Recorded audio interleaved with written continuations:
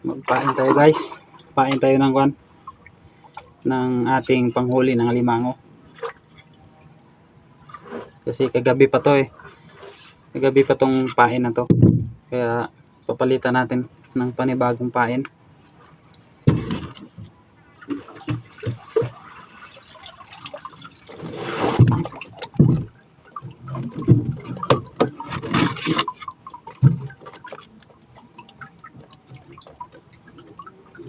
Ito pala yung pain ko kagabi, yung maliliit na isda. Saka palitan natin ng tilapia na binili natin kanina sa palengke. 70 pesos sa 1 kilo. So ito yung kagabing pain, yung maliliit na isda. Ito yun. So kinukuha ko to, tapos tinatapon ko sa taas para kainin ng ano yung kakain dun na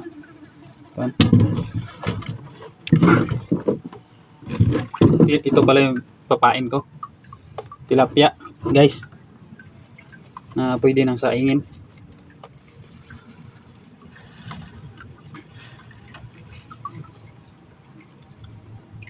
Ito yung araw-araw ko na ginagawa at nakakabinta rin 300, minsan 500, depende sa kung may huli kang alimango. Sa ngayon kasi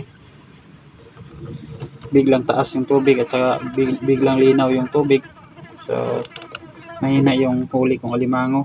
Hindi kagaya nung nakaraan na marami yung huli ko. So ito yung ginagawa ko araw-araw.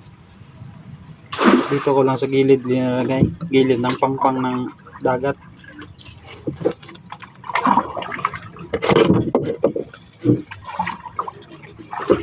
Mga pain ko, ito papain.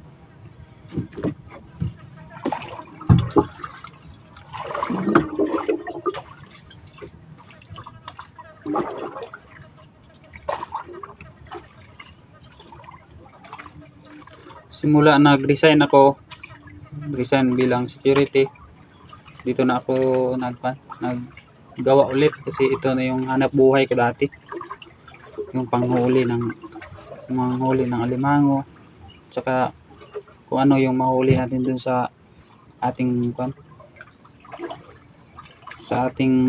panghuli. Minsan isda, minsan kung ano rin yung nakakakuan dun.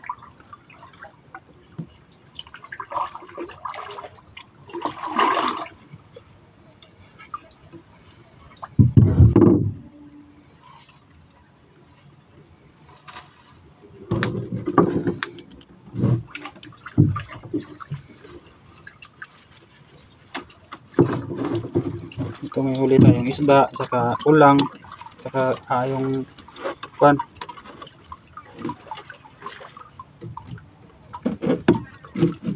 isda, yung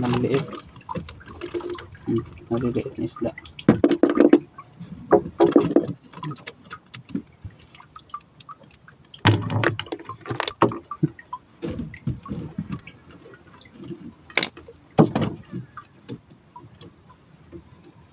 Ito yung sinasabi ko na minsan pumapasok na tangkig.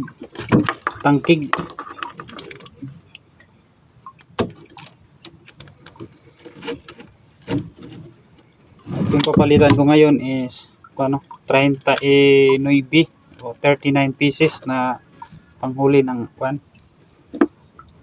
ko ng isda o alimango.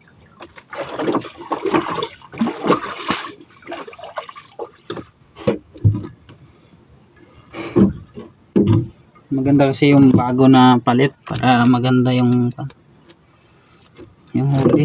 Kasi kung hindi mo papalitan to, iba na yung konti lang yung huli mo.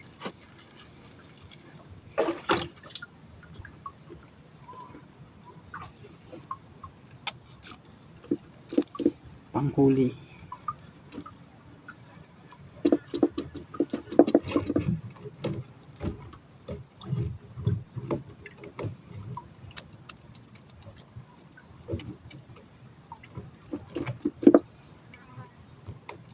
nakalagay na to, kagabi pa ito linagay. So mga dalang araw ko to nilalagay dito.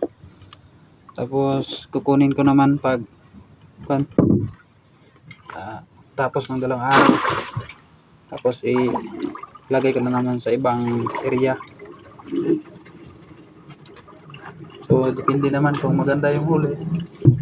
Maganda yung huli ng alimango, so hindi ko muna kinukuha. Minsan naabot ng ilang limang araw.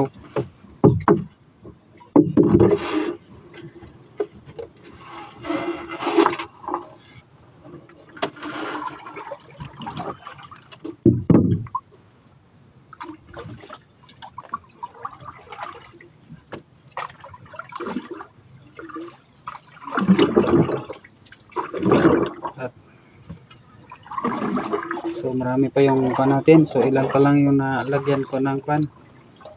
Lagyan ng pain. Mga 10 lang. Wala pang sigurong 10, mga 6. Saka susunod naman guys. Ito yung bago kong gawa. So ito ilalaglag ko doon sa kabila. Thank you.